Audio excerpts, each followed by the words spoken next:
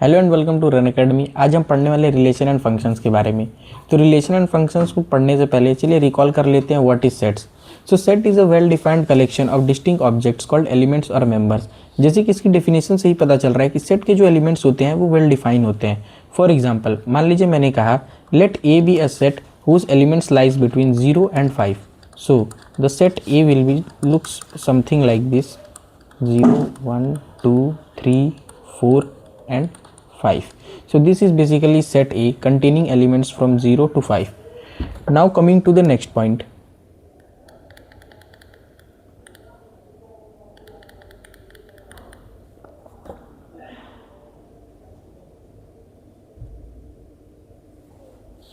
So today basically we are going to study about what is relation and what is function, types of relations, types of functions, composition of functions and invertible functions, and then we will study about binary operations.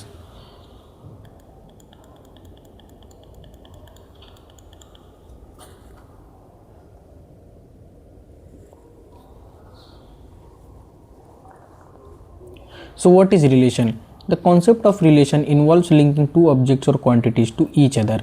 So basically जैसे इसके नाम से ही पता चल रहा है, relation यानी कि हम एक सेट के दो एलिमेंट्स को किसी स्टेटमेंट या किसी एक्सप्रेशन के थ्रू हम उन्हें लिंक करते हैं, उसे ही हम रिलेशन कहते हैं। फॉर एग्जांपल, जैसे मान लीजिए हमने बोल दिया ए एक सेट है, इस सेट के elements 1, 2, 3, 4 and 5।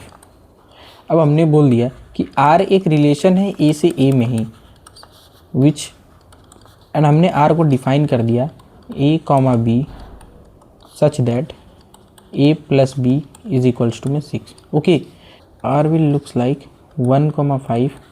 The sum of 1 plus 5 is 6. Then 2 comma 4. Then 3 comma 3. And then 4 comma 2. And lastly 5 comma 1. So this is a relation R which have pairs of elements whose sum is basically 6. Now coming to the next portion, types of relations. अब हम जान लेते हैं types of relations के बारे में, जिसमें सबसे पहला टाइप आता है एम्प्टी रिलेशन।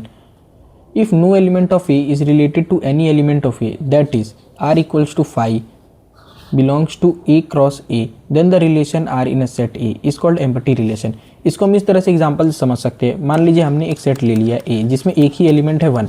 अब हमने आर एक रिलेशन बना दिया है ए क्रॉस ए में ही, और हमने उसको इस तरह से डिफाइन कर दिया कि A comma B such that A plus B equals to में 3। अब जैसा कि आप सबको मालूम है ए में एक ही एलिमेंट है। अब अगर हम 1 + 1 करते हैं तो वो कभी 3 हो ही नहीं सकता है, तो आर में कोई भी एलिमेंट आएगा ही नहीं और वो हमेशा एक एम्प्टी रिलेशन रहेगा। तब दूसरे टाइप की बात कर लेते हैं, which is universal relation. Universal relation में क्या होता है, हर पॉसिबल पेयर मौजूद होते हैं, तब हम उसे यूनिवर्सल रिलेशन कहते हैं। जैसे कि आप देख सकते हैं ए एक सेट है जिसमें 3 एलिमेंट्स हैं 1, 2 एंड 3, और आर रिलेशन में जितने भी पेयर हैं सब में हर पॉसिबल पेयर्स मौजूद हैं। जैसे 1, 1, 1, 2, 1, 3, 2, 1, 2, 2, 2, 3, 3, 1, 3, 2, 3, 3। सो यूनिवर्सल रिलेशन कुछ इस तरह से ही दिखता है। आइए अब हम जान लेते हैं इस चैप्टर की सबसे महत्वपूर्ण चीज़ को, जो कि है हमारा reflexive, symmetric and transitive properties. So एक रिलेशन को हम रिफ्लेक्सिव तब कहते हैं जब उसके हर एक एलिमेंट का पेयर उसी एलिमेंट के साथ खुद बन रहा हो। जैसे कि मान लीजिए हमने बोला कि ए एक सेट है जिसमें 3 एलिमेंट्स हैं 1, 2 एंड 3। अब एक रिलेशन तभी ट्रांजिटिव होगा जब उसमें ये 3 ऑर्डर पेयर मिनिमम होने चाहिए 1, 1, 2, 2 एंड 3, 3। यानी एक सेट के हर एलिमेंट का उसी एलिमेंट के साथ अगर रिलेशन मौजूद है तब हम उस रिलेशन को रिफ्लेक्सिव बोलेंगे। Now coming to the second point, symmetric. Symmetric हम तब बोलेंगे जब हमारे रिलेशन में मान लीजिए 1, 2 प्रेजेंट है तो 2, 1 भी होना चाहिए, तब हम इसे सिमेट्रिक बोलेंगे। Now coming to the third and most important, transitive. Transitive कुछ इस प्रकार से है कि अगर मान लीजिए हमारे रिलेशन में एक पेयर है 1, 2 and then the second pair is 2, 3। अगर 1, 2 है और 2, 3 है तो 1, 3 होना ही होना चाहिए। अब हम मान लेते हैं कि 1, 2 है लेकिन 2, 3 है ही नहीं, तो हम ये एक्सपेक्ट नहीं करेंगे कि 1, 3 उसमें मौजूद होना चाहिए, तो भी ये ट्रांजिटिव माना जाएगा। फॉर एग्जांपल मान लिया हमने एक रिलेशन है जिसमें ये एलिमेंट है 1,2 का पेयर है। अब क्योंकि 1,2 है, 2,3 है ही नहीं, तो 1,3 से फिर हमारा कोई लेना देना है ही नहीं, तो ये भी ट्रांजिटिव रिलेशन होगा। आइए इसको और बेहतर तरीके से समझते हैं कि एग्जाम्पल के थ्रू। तो एग्जाम्पल कुछ इस प्रकार से है, let L be the set of all lines in a plane and R be the relation in L defined as L1 and L2 such that L1 is perpendicular to L2।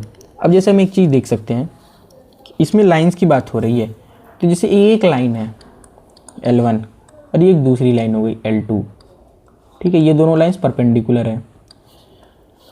तो अगर हम बात करें L1 और L1 की, तो क्या ये पॉसिबल है? जी नहीं, क्योंकि अगर L1 एक लाइन है और हम एक और दूसरी लाइन बना दें L1 जैसी ही, तो ये L1 और L1 पैरेलल है, ये परपेंडिकुलर नहीं है। तो क्योंकि ये इस कंडीशन को सेटिस्फाई नहीं कर रही है, इसी वजह से ये रिफ्लेक्सिव नहीं है। Now coming to the second point, symmetric behaviour. Okay, so जैसा कि आप सभी देख सकते हैं कि L1 जो है वो L2 के परपेंडिकुलर है, तो जो L2 है वो L1 के भी परपेंडिकुलर होगी। सो अगर L1 और L2 हैं, एक पेयर है, तो उसमें L2 और L1 का एक पेयर हमेशा मिलेगा ही मिलेगा रिलेशन में, तो इसीलिए ये एक सिमेट्रिक रिलेशन होगा। और बात करते हैं ट्रांजिटिव की, तो मान लेते हैं एक लाइन हमारे पास L1 है और उसी के परपेंडिकुलर एक लाइन हमारे पास L2 है। ओके, सो L1 और L2 है एक पेयर, और मान लेते हैं हमारे पास एक पेयर है L2 and L3। So L2 के परपेंडिकुलर एक लाइन है हमारे पास L3।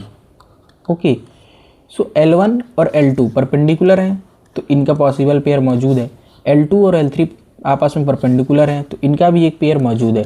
लेकिन क्या L1 और L3 का पेयर पॉसिबल है? जी नहीं, क्यों? क्योंकि ये दोनों लाइन पैरेलल हो गई आपस में, लेकिन हमें पेयर किसका चाहिए? परपेंडिकुलर लाइंस का, तो ये पॉसिबल नहीं है, जिसकी वजह से ये ट्रांजिटिव नहीं है।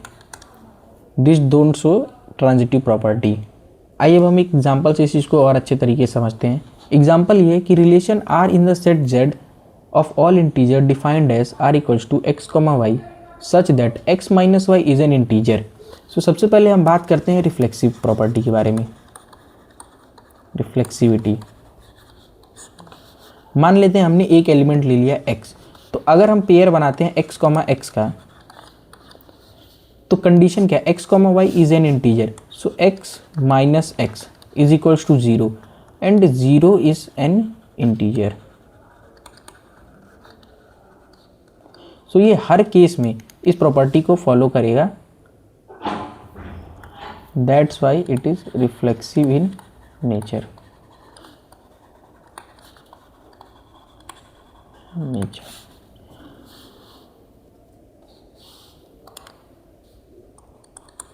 Now the second point, symmetric property.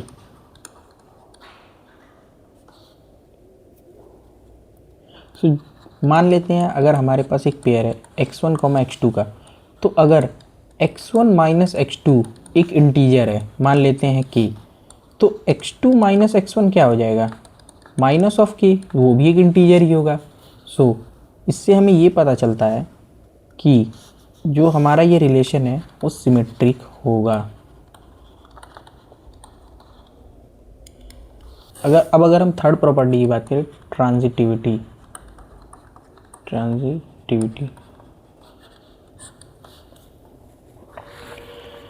सो मान लीजिए हमारे पास एक पेयर है x1 x2 का, x2 x3 का,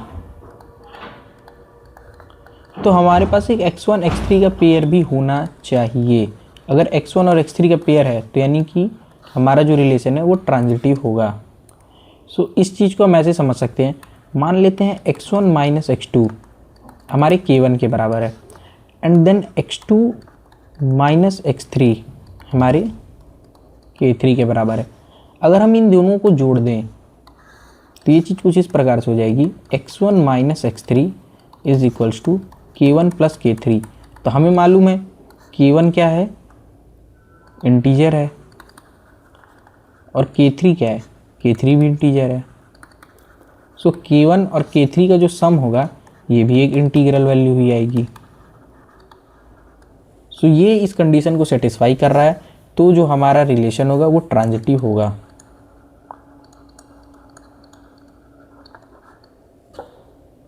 अब बात करते हैं इक्विवेलेंस रिलेशन के बारे में। तो जो हमारा इक्विवेलेंस रिलेशन होता है, a relation R in a set is an equivalence relation if R is reflexive, symmetric and transitive। यानी कि अगर वो तीनों कंडीशंस को फॉलो कर रहा है तो फिर हम मान लेंगे कि वो इक्विवेलेंस रिलेशन है।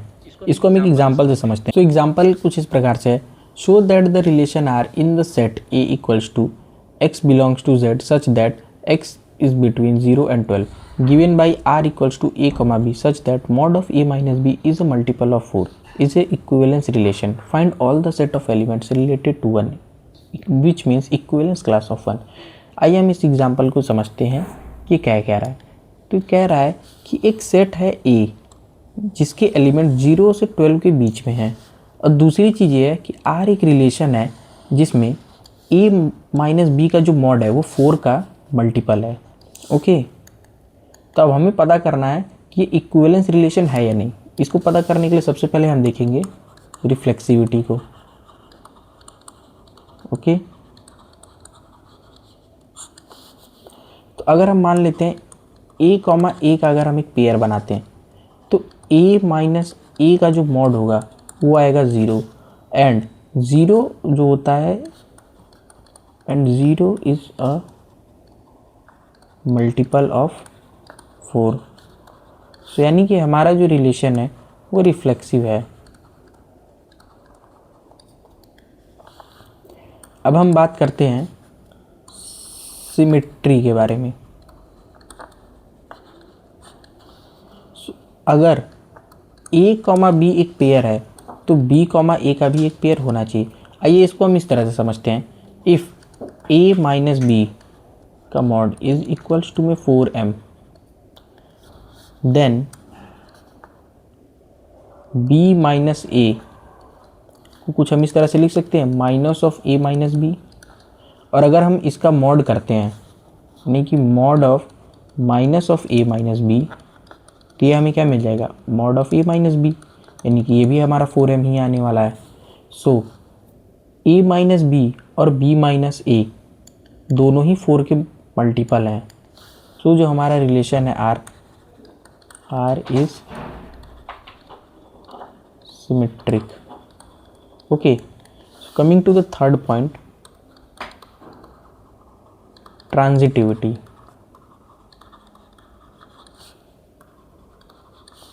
इस चीज़ को हम ऐसा समझते हैं, अगर A कॉमा B एक पेयर है और B कॉमा C भी एक पेयर है तो A कॉमा C होना चाहिए।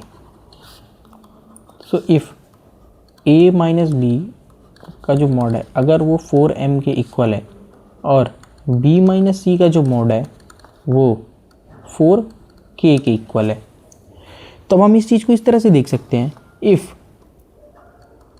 A minus B equals to में 4m और B minus C equals to में 4k प्लस माइनस, और अगर हम इन दोनों को जोड़ देते हैं तो हमें कुछ इस प्रकार से मिल जाएगा, A minus C is equals to में plus minus 4m plus minus 4k। तो हम A माइनस C को कुछ इस तरह से लिख सकते हैं कि 4 ब्रैकेट में plus minus m plus minus k, 4 common आ रहा है, इसका मतलब जो हमारा A माइनस C है विच इज़ मल्टीपल ऑफ 4।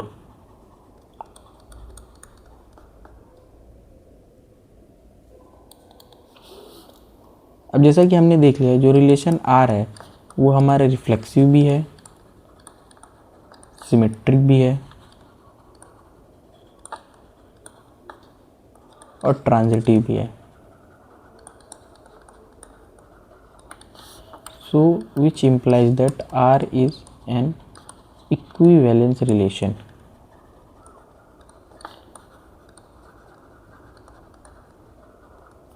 अब बात करते हैं कि इक्विवेलेंस क्लास ऑफ 1। तो अब आपको ये समझना पड़ेगा कि जो हमारा सेट A था उसमें एलिमेंट्स थे 0 1 2 3 4 5 6 7 8 9 10 11 एंड 12। तब इस चीज़ को हमें समझना पड़ेगा कि वो कौन से एलिमेंट्स हैं जो 1 के साथ पेयर बनाने पे वो 4 के मल्टीपल बन जाए। तो अब अगर हम इस चीज़ को अगर बारी बारी से वेरीफाई करें तो 1 है, अगर हम 1 में से 1 को माइनस करें तो 0 आ जाएगा, जो कि हमारा क्या माना जाएगा, 4 का मल्टीपल। अगर हम 1 में से 2 में से 1 को माइनस करें तो क्या आएगा, 1 आ जाएगा, वो 4 का मल्टीपल नहीं है। 3 में से 1 को माइनस करें 2 आ जाएगा, 4 का मल्टीपल नहीं है। 4 में से 1 माइनस करें 3 आ जाएगा, 4 का मल्टीपल नहीं है। 5 में से अगर हम 1 को माइनस करते हैं तो 4 आ जाएगा, जो कि एक 4 का मल्टीपल है, तो 5 भी होगा। अगर हम 6 में से 1 को माइनस करें तो 5 आ जाएगा, वो भी 4 का मल्टीपल नहीं है।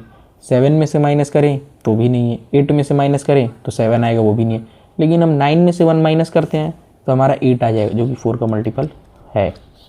और इसके बाद 10 है, 11 है, 12। अगर हम इन सब में से 1 माइनस करते हैं तो 4 के मल्टीपल अब हमें नहीं मिलने वाले हैं इसके बाद। सो जो हमारा इक्विवेलेंस क्लास है वो यही है, यानी कि 1 का जो इक्विवेलेंस क्लास था वो यही था। सो ये एग्जाम्पल हमारा सॉल्व हो चुका है। आइए अब हम आगे बढ़ते हैं और अब हम जानते हैं फंक्शंस के बारे में। A function defines a specific type of relationship between two sets, ensuring that each input is associated with exactly one output. Unlike a general relation, which can pair a single input with multiple outputs, a function mandates that each input from set A maps to a unique output in set B. So basically, ये जो पूरी line लिखी है इसका सिर्फ एक ही मतलब है कि आपको दो सेट दिए जाएंगे, एक आपका ए सेट होगा, एक आपका बी सेट होगा। ए में मान लीजिए आपको डिफरेंट एलिमेंट्स मिल जाएंगे और बी में आपको डिफरेंट एलिमेंट्स मिल जाएंगे। अगर ए हमारा इनपुट है तो इस इनपुट का सिर्फ एक ही आउटपुट होना चाहिए। इससे दो लाइन्स अगर निकल रही हैं, मान लीजिए इस ए के एक एलिमेंट की बी की किन्हीं दो या दो से ज़्यादा एलिमेंट्स के साथ मैपिंग हो जाती है तो फिर वो फंक्शन नहीं होगा। यानी कि फंक्शन होने की सबसे पहली क्राइटेरिया तो यही होनी चाहिए कि ए के जितने भी एलिमेंट्स हैं, यानी कि आपका जो भी इनपुट वाला जो भी फंक्शन है, इनपुट वाला यानी आपका जो भी इनपुट वाला सेट है उसके जितने भी एलिमेंट्स हैं उन सब की मैपिंग बी के किसी एक ही एलिमेंट से होनी चाहिए, एक से ज़्यादा एलिमेंट से नहीं होनी चाहिए। पहली कंडीशन तो आपकी यही है।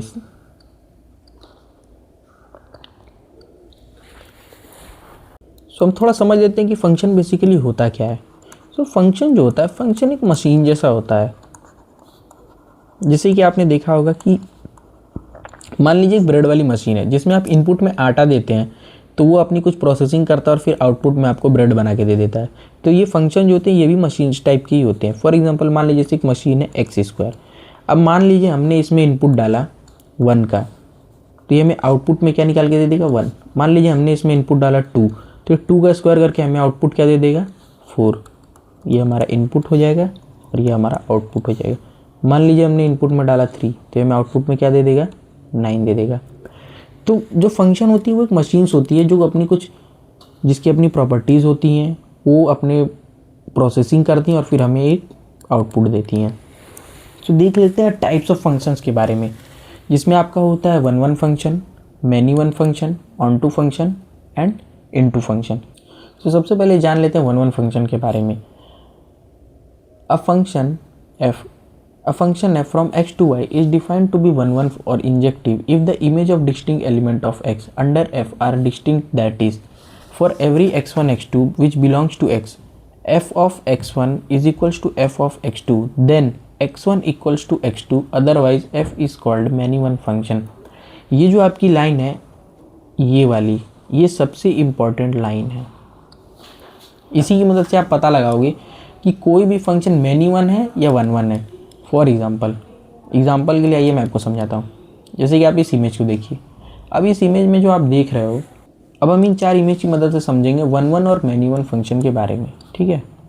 आइए सबसे पहले हम समझते हैं 1-1 और मैनी वन फंक्शन के बारे में। Okay, 1-1 and many one function. तो सेकेंड एग्जाम्पल को सबसे पहले देखते हैं। तो इसमें अगर हम देखें f ऑफ 1 जो हमारा है वो हमारा b है और हमारा f ऑफ 2 जो है वो भी हमारा b है। अब अगर हम ध्यान से देखें तो जो डेफिनेशन थी, if f of x1 is equals to f of x2, तो हमारा जो x1 होता है वो x2 के बराबर होना चाहिए। अगर ये कंडीशन सेटिस्फाई हो रही है तब तो ये हमारा 1-1 है, अदरवाइज़ ये हमारा क्या हो जाएगा, मैनी वन हो जाएगा।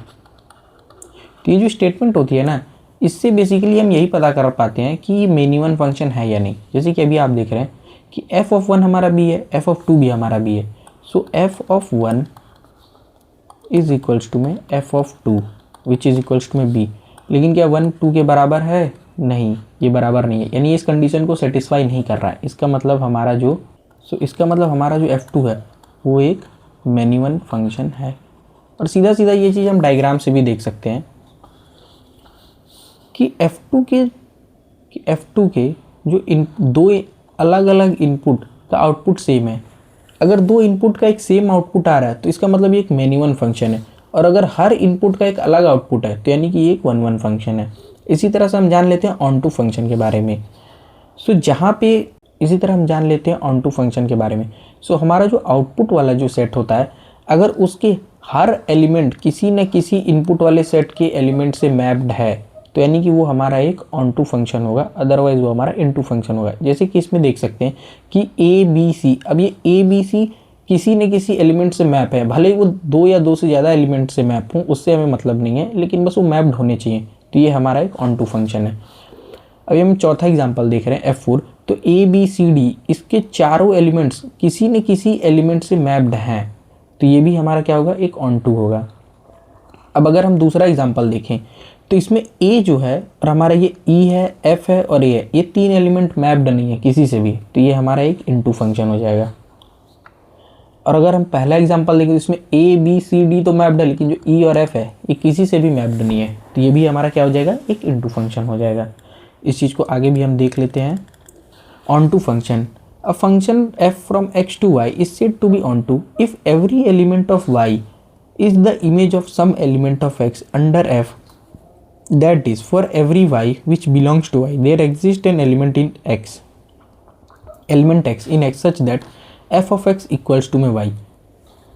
थोड़ा सा इस चीज़ को जूम कर लेते हैं और देखा जाए तो y के 3 एलिमेंट्स है, x, y एंड z। अब x जो है वो किसी न किसी एलिमेंट की इमेज है, और जो y है वो x में मौजूद 2 एलिमेंट्स की इमेज है, और जो z है वो भी एक एलिमेंट की इमेज है। यानी इसके जो तीनों एलिमेंट्स हैं वो किसी न किसी एलिमेंट की इमेज हैं, तो ये हमारा ऑन टू फंक्शन हो जाएगा। ठीक है, तो हम आगे बढ़ते हैं और जान लेते हैं 1 1 एंड ऑन टू फंक्शन के बारे में। A function f from x to y is said to be 1 1 and on to if f is both 1 1 and on to। A function that assigns student to different classes ensuring every class has at least one student। तो अगर अब हम इस question को देखें, मान लीजिए हम इस डायग्राम को देखते हैं, तो इस एलिमेंट के पहली बात तो ये एक फंक्शन ही नहीं है, क्योंकि देखिए अब जो आपके जो इनपुट में 4 एलिमेंट्स है, लेकिन 4 में ये जो एलिमेंट है इसकी मैपिंग ही नहीं हुई है। तो इनपुट के हर एलिमेंट की किसी न किसी आउटपुट वाले एलिमेंट से मैपिंग होनी चाहिए। अगर मैपिंग नहीं है तो वो एक फंक्शन ही नहीं है, तो ये तो आपका एक फंक्शन ही नहीं हुआ। हाँ, अब अगर हम इस वाले एग्जांपल की बात करें तो इसमें जो हमारा x है उसकी मैपिंग 1 से है, y की 2 से है और z की 3 से है। यानी इनपुट के हर एलिमेंट की मैपिंग आउटपुट वाले सेट की किसी अलग अलग एलिमेंट से ही मैप्ड है, तो ये तो हमारा एक 1 1 फंक्शन हो गया। लेकिन क्योंकि ये जो 4 है, इस 4 की किसी से मैपिंग नहीं है, तो ये हमारा ऑन टू फंक्शन नहीं होगा, ये हमारा इनटू फंक्शन हो जाएगा। यानी कि ये हमारा एक 1 1 इनटू फंक्शन है। सो आइए अब हम पढ़ लेते हैं कंपोजिशन ऑफ फंक्शंस के बारे में। Let f be a function from a to b and g be a function from b to c, then the composition of f and g denoted by g of f is defined as the function g of from a to c given by g of x equals to में g of fx where x belongs to a। ये तो बड़ी technical language हो गई। अब इसको बड़ी simple language में हम समझते हैं। मान लीजिए हमारा एक फंक्शन है f, ठीक है, f का जो इनपुट है वो हमारा क्या हो गया, a, यानी कि a जो सेट है इससे हम इनपुट देंगे और b जो है वो हमारा आउटपुट होगा। ओके, अब दूसरी तरफ देखें तो हमारा g एक फंक्शन है और g का जो इनपुट है वो क्या है हमारा b, और जो हमारा आउटपुट क्या है वो है हमारा c। यानी a से हमें जो आउटपुट मिल रहा है वो हमारे g के लिए क्या है, इनपुट है। तो g of x जो है वो कुछ इस तरह से हो जाएगा g of fx, यानी कि fx में हम वही, यानी g में हम वही इनपुट दे सकते हैं जो सेट b से बिलोंग कर रहा है, और सेट b क्या है, हमारे फंक्शन f का आउटपुट है।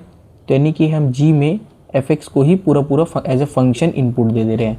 इसको अब हम एक एग्जांपल से बड़े अच्छे से हमें समझ में आएगा। मान लीजिए हमने बोल दिया कि जो हमारा एफ है वो एक फंक्शन है इंटीजर टू इंटीजर, ओके, और हमारा जी भी एक फंक्शन है इंटीजर टू इंटीजर, ठीक।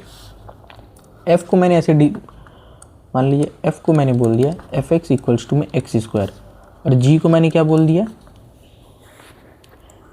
मान लीजिए मैंने बोल दिया x plus one, g of x को मैंने बोल दिया x plus one, okay. So अब देखा जाए तो अगर हम एफ एक्स में इनपुट में 1 डालते हैं तो हमें आउटपुट में क्या मिल जाएगा 1। इसमें अगर हम 2 डालेंगे तो हमें क्या मिल जाएगा 4। इसमें अगर हम 3 डालेंगे तो हमें क्या मिल जाएगा 9, ओके। और अब जी ऑफ एक्स जो है ये कैसा फंक्शन है एक्स प्लस वन। अगर हम इसमें इनपुट में 1 डालेंगे तो ये हमें क्या देगा 2 देगा। अगर हम इसमें 2 डाल देंगे तो ये हमें क्या देगा 3 दे देगा। अगर हम इसमें 4 डाल दें तो हमें क्या दे देगा 5। 9 डाल दें तो हमें क्या दे देगा 10, ओके।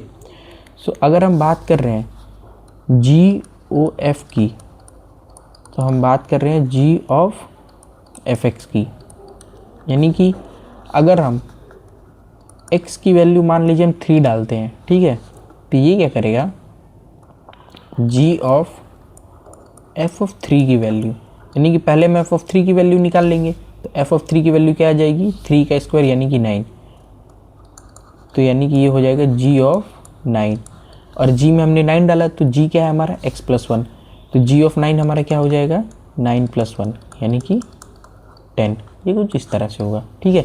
सबसे बड़ी ध्यान देने वाली चीज़ तो ये होनी चाहिए इसमें कि हमारा ये जो फंक्शन है g, इसका इनपुट b है और आउटपुट c है, और जो हमारा f है इसका इनपुट a है और आउटपुट b है। तो यानी g का जो इनपुट होगा वो f का आउटपुट होना ज़रूरी है, क्योंकि मान लीजिए f का आउटपुट b नहीं है, कोई और सेट है, मान लीजिए सेट ऑफ रियल नंबर्स है, लेकिन g इनपुट में सारे रियल नंबर्स को नहीं ले सकता है, तो ये फंक्शन कहीं ना कहीं अनडिफाइन हो जाएगा। मान लीजिए g के इनपुट में 5 नहीं दे सकते हैं, लेकिन f के आउटपुट में 5 आ रहा है, और मान लीजिए आपने कोई ऐसा इनपुट डाला जिससे f का आउटपुट 5 आ गया, अब g तो 5 को प्रोसेस कर ही नहीं सकता है, तो आपके ये जो फंक्शन है वो उस फंक्शन को अनडिफाइन कर देगा, फंक्शन उस वैल्यू पे डिफाइन नहीं है। तो इसीलिए ये एक बड़ी मैंडेटरी कंडीशन है कि g का इनपुट और f का आउटपुट इक्वल होना चाहिए, और जो हमारा ये जो फंक्शन बनेगा इन दोनों कंपोजिशन से g ऑफ f, ये हमारा a टू c में सीधा डिफाइन हो जाएगा। यानी कि अब अगर हम a में इनपुट डाल रहे हैं a से, तो हमारा आउटपुट सीधा c से आएगा, ओके। अब हम एक एग्जांपल और देख लेते हैं, ठीक है। एग्जांपल कुछ ऐसा है, सो f एक फंक्शन है r टू r में, r रियल नंबर है, ठीक है, और g एक फंक्शन है r टू r में। अब एफ एक्स क्या है हमारा cos x और जी एक्स क्या है 3x स्क्वायर। तो अब हमें फाइंड करना है g of f and f of g। So पहले हम निकाल लेते हैं f ऑफ g। तो करना कुछ नहीं था, बड़ी सिंपल सी चीज़ है, यानी f ऑफ g यानी कि f के अंदर आपने क्या डाल दिया जी एक्स को डाल दिया, बड़ा सिंपल सा मामला है, ठीक है। f में आपने क्या किया जी एक्स आपका क्या है 3x स्क्वायर, ठीक। तो f हमारा क्या है cos ऑफ x, यानी cos ऑफ 3x स्क्वायर, ये हमारा हो जाएगा f ऑफ g। और दूसरा हम क्या देख सकते हैं g ऑफ f, यानी हमने क्या किया g के अंदर एफ एक्स को डाल दिया, तो ये हो जाएगा हमारा g of cos x, okay. तो ये हमारा हो जाएगा 3 ऑफ cos x का स्क्वायर। और हमें एक चीज़ और ये भी समझ में आई कि f ऑफ g हमारा जो है ये g ऑफ f के बराबर नहीं है।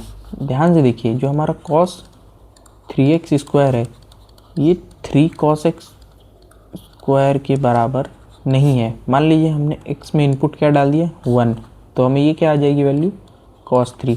लेकिन अगर हम यहाँ 1 इनपुट डालते हैं तो ये क्या आ जाएगा हमारा 3 cos 1, जो कि सेम नहीं है, ओके। अब now moving to the next topic. अब अगला टॉपिक आ जाता है इन्वर्टिबल फंक्शंस का।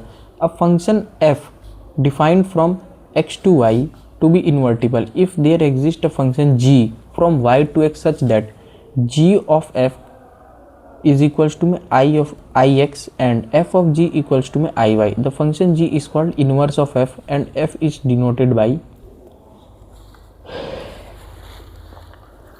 अब बात कर लेते हैं इन्वर्टिबल फंक्शंस की। A function f from x to y is defined to be invertible if there exists a function g from y to x such that g of f is equals to ix and f of g equals to iy. The function g is called the inverse of x and is denoted by f inverse. An important note is that if f is invertible then f must be 1 1 and onto, and conversely if f is 1 1 and onto then f must be invertible. इसमें जो सबसे important line है वो यही है, अगर हमारा f invertible function है तो 1 1 ऑन 2 होना चाहिए, और अगर f 1 1 ऑन 2 है तो इन्वर्टिबल होगा ही होगा, निश्चित रूप से होगा। ठीक है, सो ये तो एक कंडीशन होगी ये जानने की कि अगर हमारा f इन्वर्टिबल है तो 1 1 ऑन 2 होना चाहिए। इसकी एक और कंडीशन होगी कि f of g is equals to में g ऑफ f होगा, यानी कि जो हमारा f है ये फंक्शन है और जो हमारा g है ये बेसिकली कुछ नहीं f इन्वर्स ही है। अगर ये कंडीशन सेटिस्फाई होती है तो हमारा f इन्वर्टिबल होगा। ओके, अब इस चीज़ को हम एक बहुत अच्छी एग्जांपल के थ्रू भी समझ सकते हैं। जैसे कि हमें बोला गया है कि f एक फंक्शन है जो n to y जा रहा है, ठीक है, और fx हमारा क्या है 4x + 3। ओके, सो अब हमें इसका इन्वर्स फंक्शन फाइंड करना है और हमें ये भी शो करना है कि f एक इन्वर्टिबल फंक्शन है। ठीक, तो जो हमारा fx है उसको हम y मान लेते हैं। Okay, so y equals to में 4x + 3। ठीक, so y - 3/4 is equals to x, यानी कि अब जो ये जो हमारा पूरा फंक्शन है इसको हम y की टर्म में लिख लेंगे। ओके, तो ये हमारा क्या बन जाएगा g of y is equals to में y - 3/4।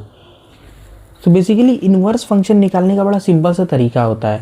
हमें क्या करना होता है, जो f ऑफ x होता है इसको y मान लेते हैं, ठीक, और फिर x को एक साइड कर देते हैं और बाकी चीज़ों को एक साइड कर देते हैं। अब जैसे देखिए हमारा यहाँ सिंगल एक टर्म आ गया है और बाकी की चीज़ें दूसरी साइड आ गई हैं, तो ये जो हमारा x है यही हमारा g ऑफ y है और ये जो हमारा है ये फंक्शन आ गया। ठीक, जैसा आप लोगों ने देखा कि g ऑफ y हमारा क्या आ गया y - 3/4। अब हम इस चीज़ को प्रूफ करते हैं कि यही इसका इन्वर्स है। जैसे कि अभी हमने एक प्रॉपर्टी पढ़ी कि f ऑफ g हमारे g ऑफ f के बराबर होगा अगर g f का इन्वर्स है तो। अब हम इस चीज़ को सीधा सीधा इस फंक्शन में पुट करके देखते हैं। हमारा fx क्या था 4x + 3। ठीक, तो अगर हम f ऑफ g फाइंड कर रहे हैं यानी कि f ऑफ gx की वैल्यू हम निकालना चाह रहे हैं, ठीक है, तो f में हम क्या डाल रहे हैं x - 3/4।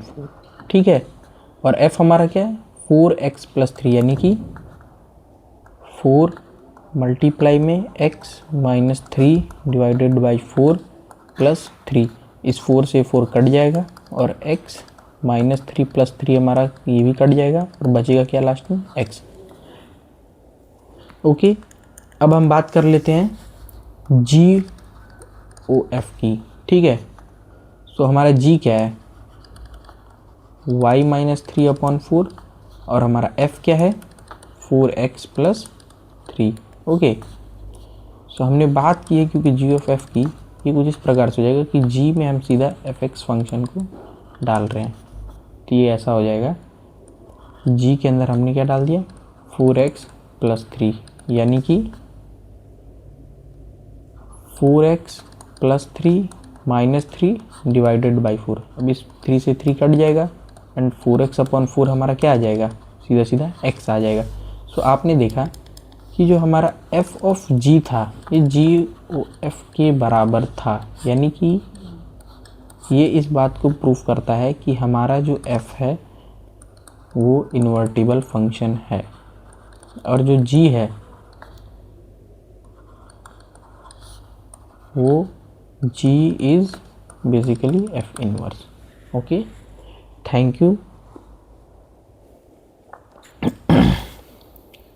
सो आई होप कि आपको ये पूरा चैप्टर क्लियर हो गया होगा। अगर आपको कोई भी डाउट है या कोई भी क्वेश्चन है तो आप कमेंट बॉक्स में लिख सकते हैं।